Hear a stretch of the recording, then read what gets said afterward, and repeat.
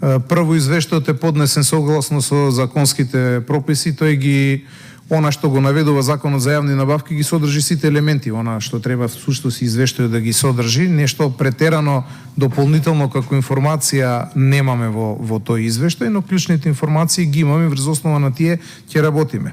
Првата работа која што јас сакам да истакнам, а тоа е дека гледам дека второстепената комисија смета дека кадрово не е екипирана како што треба и побарале во неколку наврати да бидат кадрово доекипирани. За жал не им било овозможено нели дополнително примање на луѓе.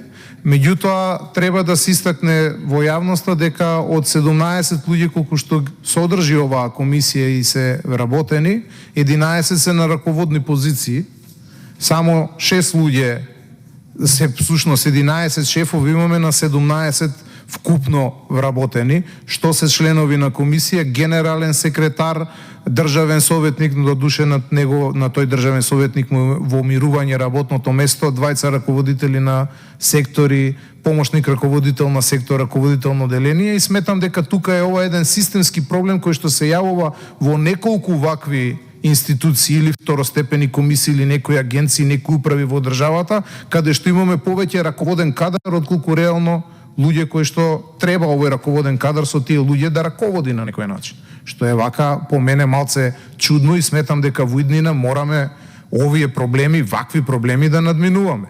Иако ви стои во законот, не гледам зошто е барањето да имаме генерален секретар во таа комисија. Генерален секретар на 17 луѓе. Пазете, тој генерален секретар во системот има поголемо значење и поголеме во рангот на оној закон за агенција за административни службеници од, например, секретар во град Скопје. Иако овој секретар во град Скопје треба да управува со 650 вработени, 7 јавни предпријатија, културни институции, противпожарна станици и слично, и сега овде имаме генерален секретар на институција од 17, се на се со се него вработени.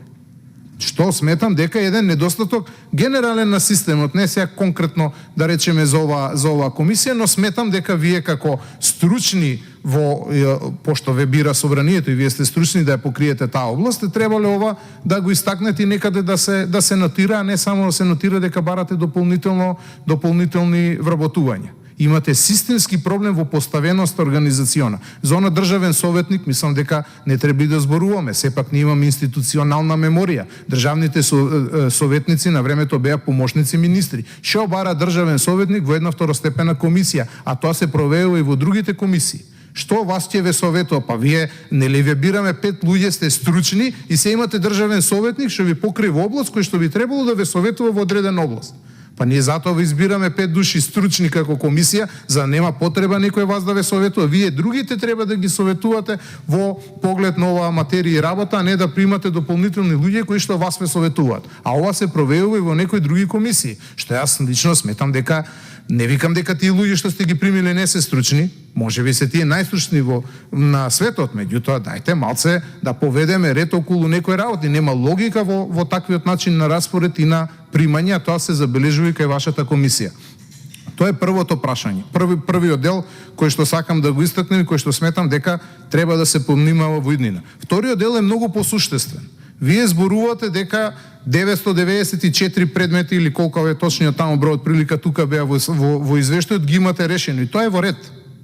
Велите дека глобал број на предмети се имаат обжалено и уште помал број на предмети кои што завршуваат со тужби, па врз основа на тие тужби и соодветни одлуки донесени од страна на управниот суд. Знаете зошто е ова така?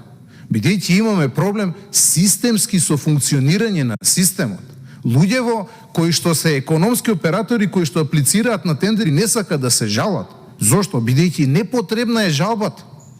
Се жала до вас, вие ќе донесете негативно решение, не се задоволни од негативното, од вашата одлука, треба да одат на управен суд, управен спор.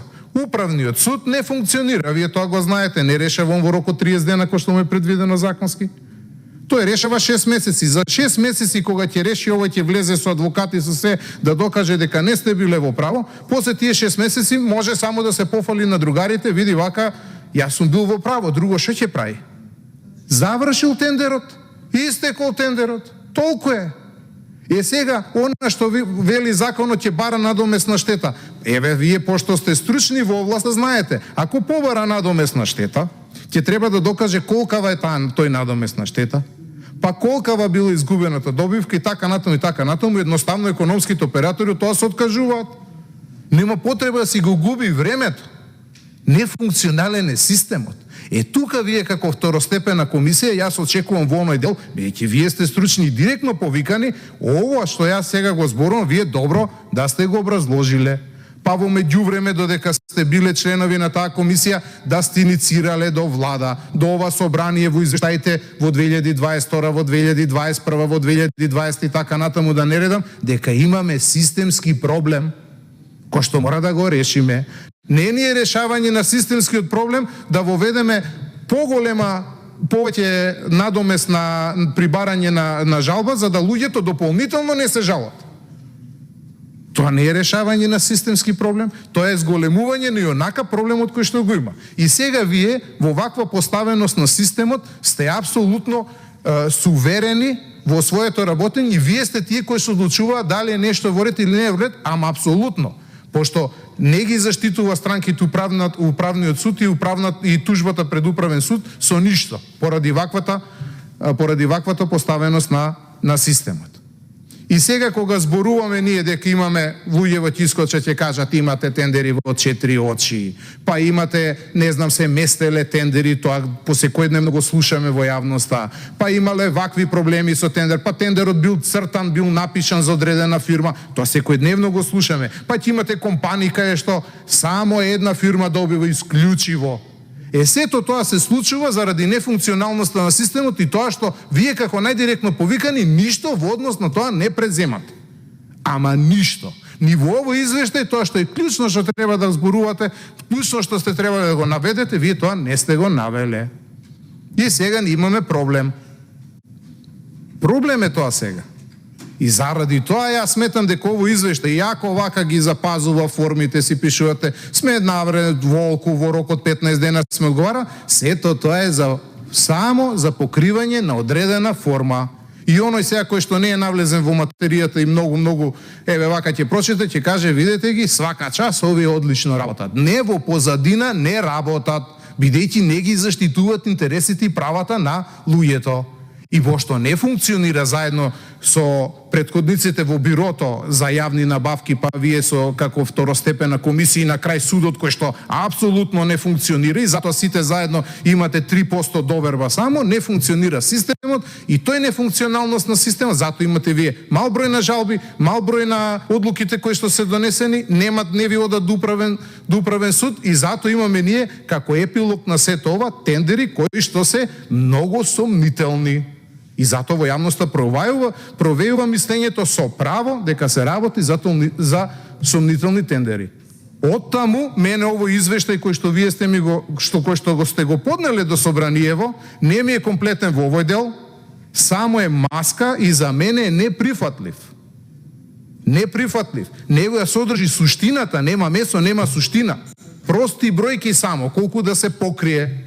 Затоа, јас, кога ќе дојде време за гласање, јас овој извештај не би го гласал. Тоа е мое лично мислење. А овие системски проблеми кои што до сега се проявуваат, се надевам дека некоја друга комисија ќе смогне храброст да ги наведе во еден извештај за ова собрание веќе да види во кој дел треба да се движи и како системски да ги решава работите кои што се наталожени.